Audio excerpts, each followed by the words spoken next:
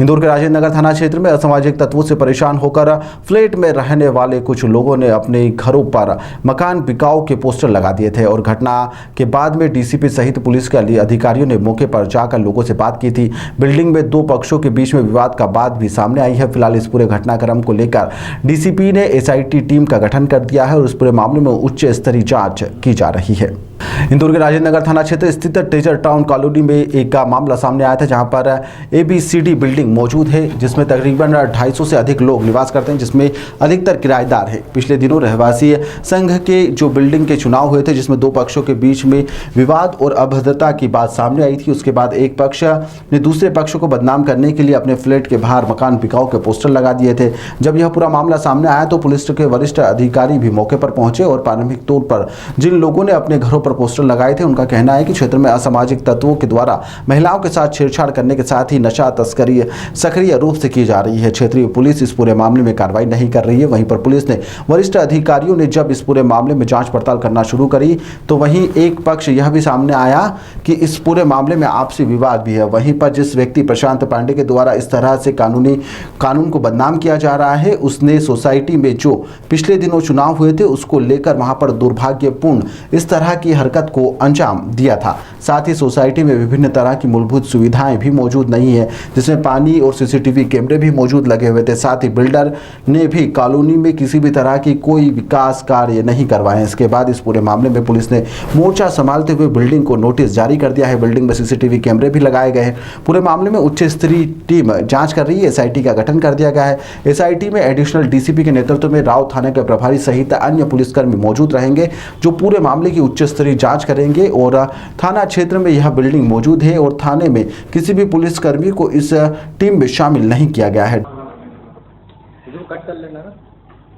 राजेंद्र नगर थाना क्षेत्र में एक एबीसीडी मल्टी है ट्रेजर टाउन की, जिसके वहां पर कुछ लोगों के घरों के बाहर ऐसे पोस्टर्स मिले थे, जो मीडिया के माध्यम से हम लोग तक जानकारी पहुंची कि हम मजबूर हैं, हम पलायन करना चाहते हैं।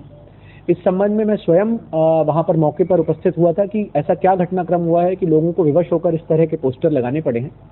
तो वहां जाके जो मुख्यतः चीजें समझ में आई थी वो यह समझ में आई थी कि इंफ्रास्ट्रक्चरल इश्यूज हैं, कुछ बिल्डिंग को हैंडओवर को लेके इश्यूज हैं, कुछ उनको ये था कि सीसीटीवी और बाकायदा लाइटिंग की जो व्यवस्था है वो पर्याप्त नहीं है, जिससे कि आपराधिक तत्व वहां पर पनप रहे हैं।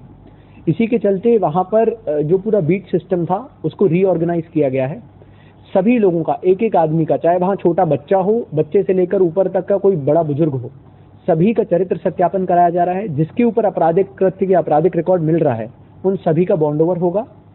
इस पर उसमें कल कुछ वीडियो सोशल मीडिया और न्यूज के माध्यम से पुनः सामने आए हैं कि कुछ दूसरे पक्ष जो मल्टी के ही दूसरे रहवासी हैं, उनके द्वारा बताया गया है कि ऐसी कोई घटना नहीं है। और क्योंकि रहवासी संघ का चुनाव हुआ है कुछ महीने पहले, तो उसमें जो दोनों पक्षों का विवाद था और जो पक्ष शायद उस चुनाव में उतना बेहतर नहीं कर पाया, उनको बदनाम करने के हिसाब से ये पोस्टर्स और वो लगाए गए हैं। तो अब क्योंकि दोनों पक्ष आमने सामने आए हैं, तो अभी मैंने दोनों पक्षों से बात करके उनसे यही गुजारिश की है, विनती की है कि आप सार्वजनिक रूप से इस तरह की कोई चीजें ना करें जिससे वहां की शांति व्यवस्था बिगड़े।